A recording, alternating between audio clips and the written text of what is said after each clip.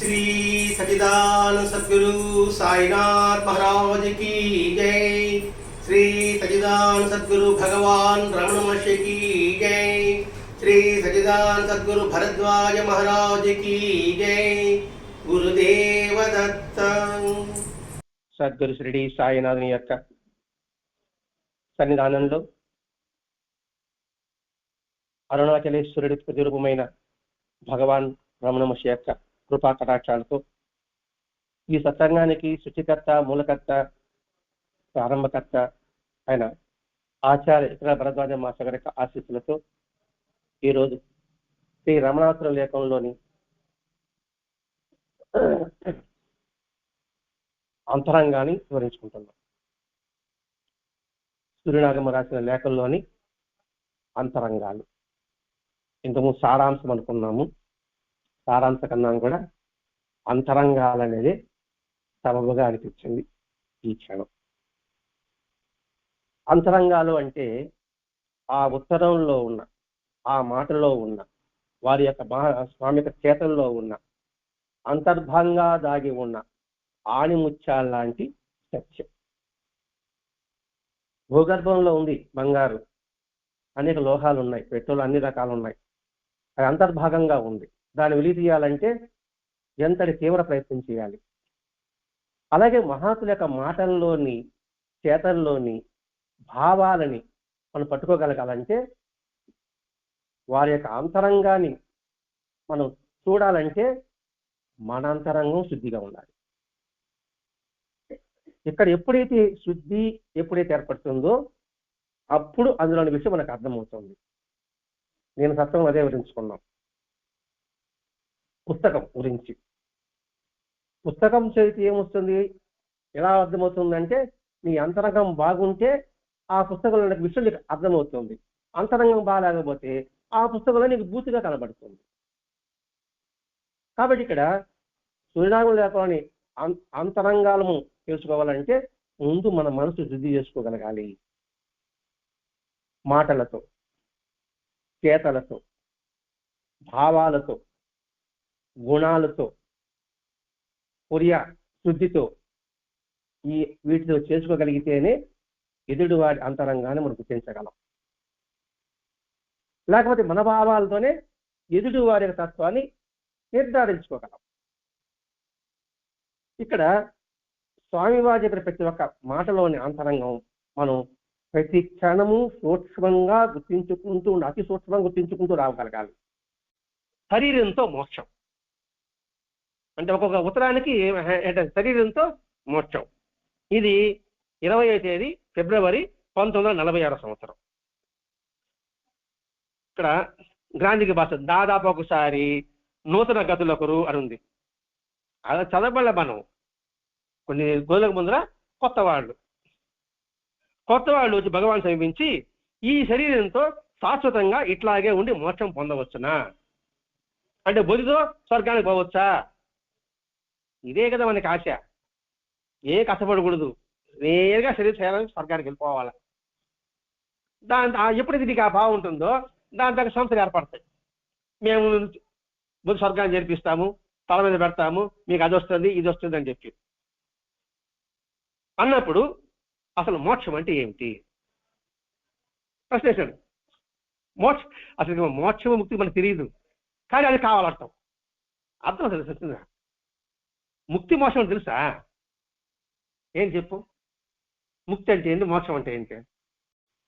ముక్తి పొందామంటే పిల్లి అంటే ఏంటి, మార్జాలం అంటే ఏంటి, పిల్లి అంటావు. మోక్షం అంటే ఏంటి అర్థం కావాలి నాకు. అదే అసలు ఇక్కడ మోక్షం అంటే అర్థం చెప్పు. ఇక్కడ నువ్వు మంచి పని చేస్తే నాకు మోక్షం వస్తుంది అన్నావు. ఏది మోక్షం? నేను పని చేస్తే నాకు డబ్బు వస్తుంది అన్నావు. డబ్బు అంటే అర్థం ఉంది, ధనం వస్తుంది, ఇది కరెన్సీ, మార్చుకోవడానికి ఉపయోగం ఉంటుంది. కానీ మోక్షం అంటే ఏమిటి? మనం చాలా సత్తంగా తెలుసుకున్నాం. ముక్తి అంటే మోక్షం అంటే అంటాం. అది వేరేని చాలా విమర్శించారు. ఇట్లా చెప్తున్నాడు అనే సంగతి, అది చెప్పబోతున్నాడు ఇక్కడ. మనం అనుకున్నాం ముక్తి మోక్షం అంటే, ముక్తి అంటే విడుదల అనుకున్నాం, సంతృప్తి అనుకున్నాం. మోక్షం అంటే ఆనందం, పరమానందం అనుకున్నాం. అంటే ఏంటి? ప్రశాంతత. మనం తెలుసు తెలియక అప్పుడు అనుకున్నాం. అది వాస్తవం చెప్తున్నాడు ఇక్కడ, చెప్పబోతాడు. మోక్షం అంటే ఏంటి అడుగు. అసలు మోక్షం అంటే ఏంటి? ఎవరు పొందేవాడెవడు? ట్రస్ట్ అన్నమాట. పొందేవాడెవడు? అసలు పుణ్యం అంటే ఏమిటి, మోక్షం అంటే ఏమిటి? అది ఇక్కడ ప్రశ్న ఏంటంటే, మోక్షం అంటే ఏంటి, పుణ్యం అంటే ఏంటి? నేను మంచి పని చేస్తాను, నాకు మోక్షం వస్తుంది, ఇక స్వర్గానికి పోతామా? అదే కదా మన భావన. మోక్షం అంటే స్వర్గానికి ఇదే పోవడం. ఇక్కడ మోక్షం అంటే అర్థం తెలుసుకుంటున్నాం, మోక్షానికి అర్థం చెప్పుకుంటున్నాం. ఇప్పుడు ఇలుగు పోతుంది, తిల్లిపోతా ఉంది, నువ్వు డ్రైవ్ ఆపావు, దాన్ని రక్షించడం వల్ల నీకేం కలిగింది చెప్పు? తృప్తనవే, అది అది మోక్షం అంటే. తృప్తనవే, అది మోక్షం.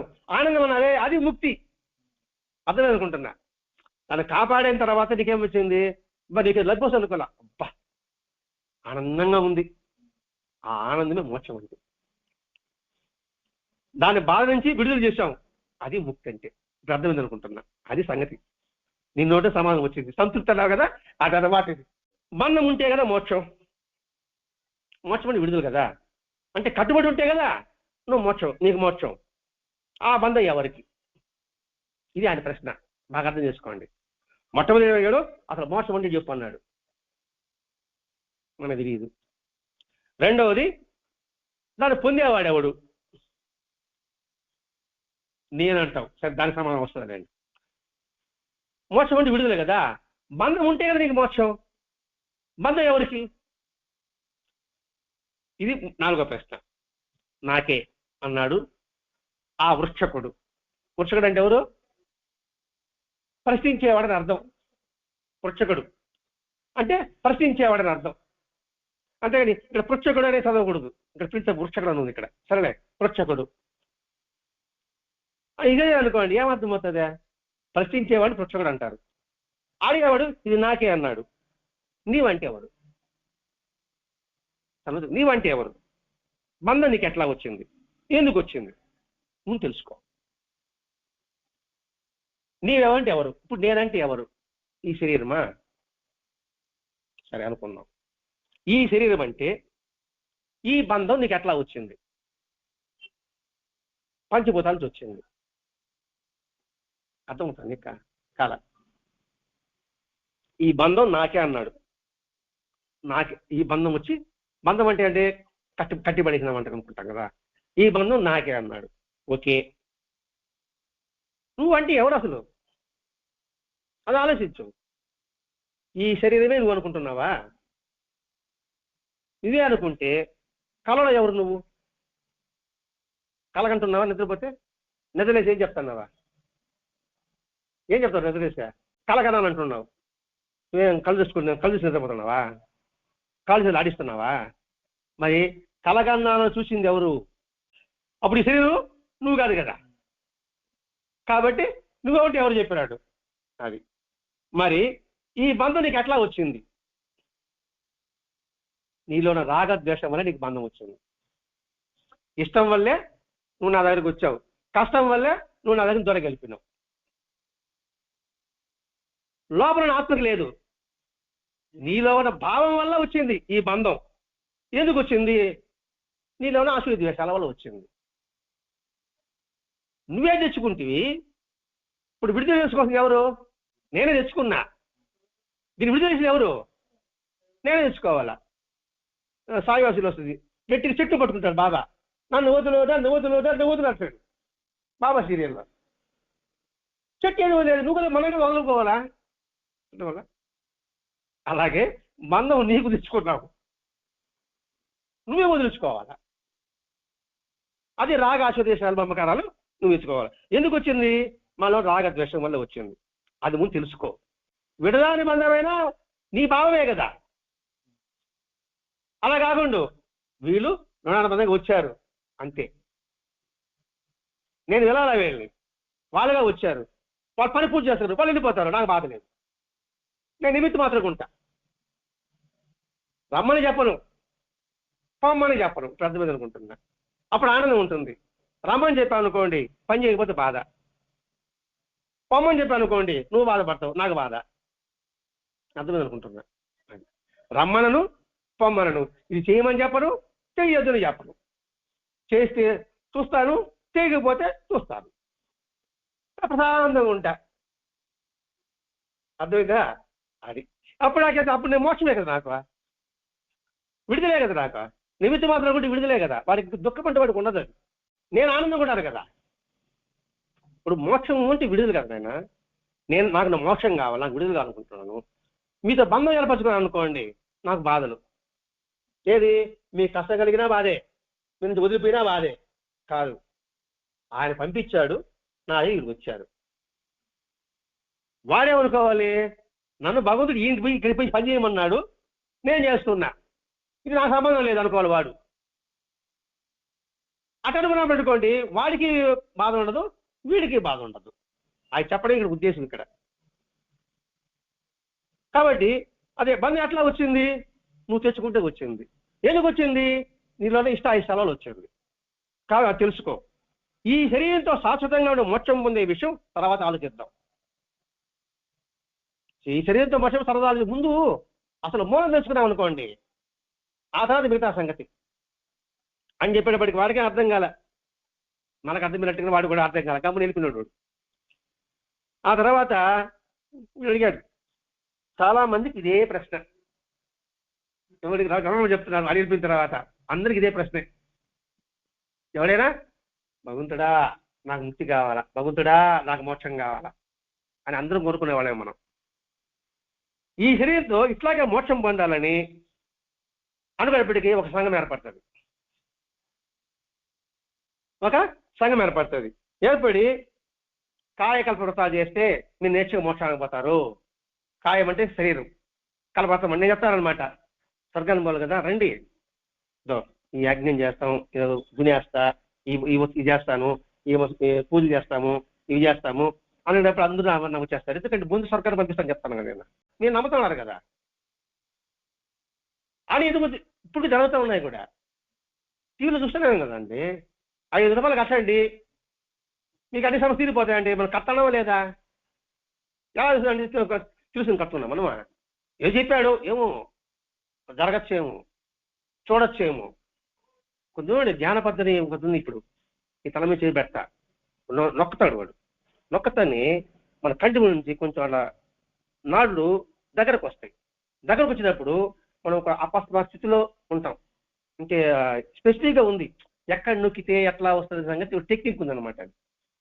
అప్పుడేమవుతుందంటే కళ్ళు మూసుకోమంటాడు. మూసుకుంటేనే ఇక్కడ జ్యోతి కనబడుతుందా అని అంటాడు. అన్నప్పుడు ఈ నాడు ప్రెస్ అయింది కదా, ప్రెస్ అయినప్పుడు ఏదో మనకు అనిపించినట్టుగా ఉంటుంది అనమాట. అదిరా దేవుడు అంటాడు. అంత నువ్వు వాడి వశం అయిపోయినావు. అట్లా సంఘాలు ఏర్పడతాయట. అవని ఏమేమో చెప్పి ఈ శరీరాన్ని వజ్రతులను చేయవచ్చు, అదుగంటానండి. ధ్యానం చేసి సాగండి, మీ ఇది వజ్రతులు అయిపోతుంది అంటాడు. నా బోటి అంతా ఇంత నాశాస్త్రం కూడా ఇవన్నీ కూడా అంటూ ముందుతో కైలాసానికి పంపిస్తా అనేటప్పుడు పోయమ్మ ఇంకేమరా ఆయన, ఈ శరీరంతో కైలాస రమ్మావరసతో మనం బాగా కొలకొచ్చు. అదే మన ధ్యాస అంతా కూడా. అటు చెప్పేటప్పటికి ఏమైనా చేస్తే చూపిస్తారనమాట మీకు. అనేప్పటికి శిష్యులకు బోధించడమే కాకుండా ఎన్నెన్నో పుస్తకాలు కూడా రాయేస్తా. ఇలా జరిగింది, అలా జరిగింది, ఇలా జరిగింది రాయేస్తానమాట. ఇంత చెప్పి ఎన్నో రాసి కాడికి ఎప్పుడో ఒకప్పుడు నేనుంటానా, నేను కాలానికి వసం అయిపోతా. అది అసలు కాడికి పోతాడు వీడు. చెప్పినట్టు చెప్పి గురువైపోతే శిష్యులకి ఏముంటారు పాపం, ఇంకా వాళ్ళకి తలగిప్పుకుంటారు. ఏదో చెప్పినట్టు పోయినాడే మన పరిస్థితి ఇంతకాలం అనేది. అది నేడు జరుగుతుంది, అప్పుడు కూడా జరిగింది, పూర్వం కూడా ఇలాగా అనేక ఆశ్రమాలు వదిలిస్తాయని చెప్తున్నాడు రమణ మహర్షి. అంటే ఇది మంది జాగ్రత్తగా ఉండాలి. జ్ఞానము, యోగము, నిన్ను ఒక్క చరణం నేను బుద్ధి సర్కాన్ని చెప్పిస్తాను అని ఎంతమంది జరుగుతున్నారండి, ఎంతమంది మనం బోధ పడిపోతున్నారండి అంటూ చెప్పినాడు. చూడండి, 2000 సంవత్సరం అయితే ప్రపంచం పోతా అన్నాడు. అప్పుడు 2000 సంవత్సరం వస్తే ప్రపంచం పోతా విన్నాను మీరు. అప్పుడు కృష్ణమాచార్య గారు, మాస్టర్ గారు అన్నగారు, మాస్టర్ గారు నాన్నగారు అన్నప్పుడు చెప్పేవాడు పోతాడు అన్నాడు. కానీ చెప్పినాడు పోయినాడు, కపాలి వాయిపోయినాడు బుద్ధు. ఎంత భయప్రదం చేస్తున్నారండి, మనిషికి భయం ఎక్కువ, అందుకని భయప్రదం చేస్తారు మన బలహీనని ఆలోచనగా తీసుకొని. ఇప్పుడు చూసింది ఇంకొక క్షణం ఏమొస్తుందో మనకే తెలియదు అని చెప్తున్నాడు. ఇప్పుడున్న క్షణం మనకే తెలియదు. అటువంటిది ఈ శరీరం నేను కాదని విచారించి తెలిసి దాని లక్ష్యం చేయని వైరాగ్యవంతుడు కానీ శాంతి కుదరదు.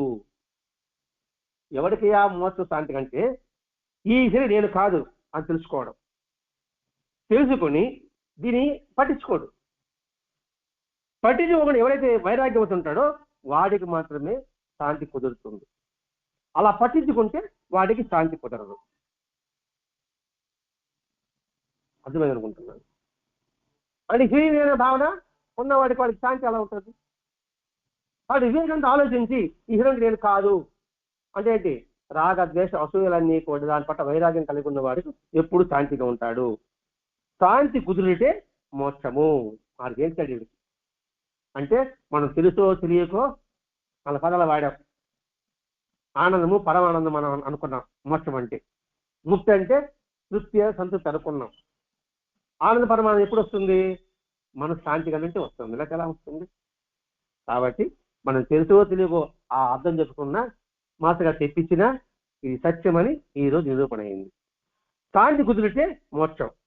శరీరం లేని భ్రాంతి ఉన్నంత వరకు శాంతి కుదరదంటే ఈ శరీరాన్ని ఇట్లాగే ఉంచుకోవాలన్న ప్రయత్నం చేస్తే బంధం ఎక్కువ అవుతుందే కానీ తగ్గటం ఎట్లా సంభవిస్తుంది?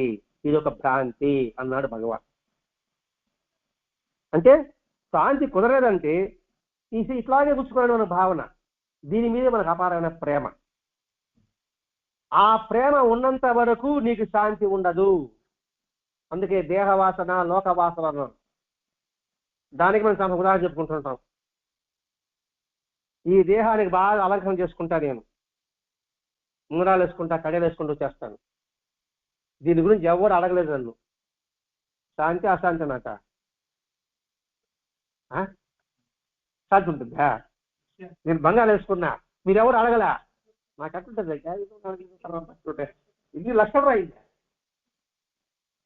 ఒక్కరు కూడా అడగలేదు. మాట వరకు అడగచ్చు కదా. మరి నేను శాంతి కూడా అశాంతి కూడా బంగారు వేసుకున్నా, లక్షలు వేసుకున్నా. నేను కాదు మందినేనా? ఇప్పుడు నువ్వు బ్యాసెడ్ వేసుకొచ్చావు అనుకో, నేను అడగలేదు అనుకో, ఏమైనా బాబా ఎక్కడ కూడా అడగచ్చు కదా. నువ్వు చూపించిన అడగలేదు అనుకోండి, అప్పుడు నీకు ఇంత పెట్టి అడిగితే అదే పోయింది అని నీకు శాంతిగా ఉంటే అశాంతిగా ఉంటావా? చెప్పు. నీకు బాధగా ఉంటుందా సంతోషంగా ఉంటుందా? అడగకపోతే నీకు లేదు, నాకు ఉంది. సరే నీ సంగతి ఎందుక? నాకు బాధ నాకు ఉంటుంది అబ్బా. సరే లేదు అనుకున్న వాడికి వాడి ప్రయత్నం చేస్తుంటే వాడికి శాంతి ఎలా ఉంటుంది నాయన? అదొక భ్రాంతి అని ముగించాడండి. ముచ్చటగా 3 ఉత్తరాలే. ఈ 3 ఉత్తరాల్లో శరీరంతో మోక్షం రాదు నాయన, నీ మనసుతో మోక్షం వస్తుంది. ఉన్నదాన్ని సంతృప్తి పడరాదు ఆయన. వృధా చేయవాక ఎంతగా వీలైతే అంతగా దాన్ని వినియోగించు అన్నాడు. ఇది బౌద్ధ మతంలోనూ జైన మతంలో కూడా వస్తుందండి. వస్తాడంటే ఒక చొక్క బాగా చిరిగిపోయింది, బాధపడిపోయింది. గురువు గారు పచ్చొక్క వేసుకోమన్నాడు. ఆ పచ్చొక్క ఏం చేశాడు అన్నాడు. దాన్ని బాగా మళ్ళీ ఇచ్చి కాళ్ళ కింద మనం వేసుకున్నాం కదా, కార్పెట్ దాకా ఉపయోగించుకున్నాడు. అవును, ఎందుకంటే కార్పెట్ ఒకటి నేను దాన్ని ఏం చేశాడు అన్నాడు. దాన్ని ఏం చేశాడంటే ఇంటి చిలిపేసి తుడ్డుగుడ్డగా ఉపయోగించుకున్నాను అన్నాడు. అవును, ఎందుకు తుడ్డుగుడ్డు దాని ఎలా ఉపయోగించుకున్నాను అన్నాడు. దాన్ని బాగా ఫీడ్ చేసి దీపాన్ని గుర్తు తీసుకున్నాను. ఇక్కడ చెడు ఆలోచించకూడదు, వస్తువుని ఎలా సద్వినియోగం చేసుకున్నాడనే సంగతి ఆలోచించాలండి. ఇక్కడ మనం ఎంత వృధా చేస్తున్నాం ఆలోచించండి. ఎంత వృధా చేస్తున్నాం? నీటిని వృధా చేస్తున్నాం, కరెంటుని వృధా చేస్తున్నాం. ఆలోచించండి. గబగబా వంట కావాలంటే గ్యాస్ ఫుల్గా పెట్టేసుకున్నా మంటని, ఎంత వృధా గ్యాస్ అవుతుంది. 1 యూనిట్ సేవ్ చేసావంటే నువ్వు రాష్ట్రానికి దేశానికి ఎంతో మేలు చేసిన అవుతావు. టీవీ పెట్టేస్తా, వంటింట్లో పని చేసుకుంటా కూర్చుంటా, ఎంత వృధా అవుతుంది అది. ఇట్లా చేసే మన చాలు, మన కార్పెట్ చేసి మనం తిరిగించబడలే. ఈ 3లో అంతర్భాగం చాలా ఉన్నాయండి. మన పరిధి మేరకు కొంతమేరకు వివరించుకున్నాం. ఈ వివరించుకున్న దాన్ని మనం గట్టి పట్టుకోగలిగితే ఈ జన్మకి మన జన్మ ధన్యమవుతుంది. స్వస్తి. श्री सच्चिदानंद सद्गुरु साईनाथ महाराज की जय। श्री सच्चिदानंद सद्गुरु भगवान रमण महर्षि की जय। श्री सच्चिदानंद सद्गुरु भरद्वाज महाराज की जय। गुरुदेव दत्त।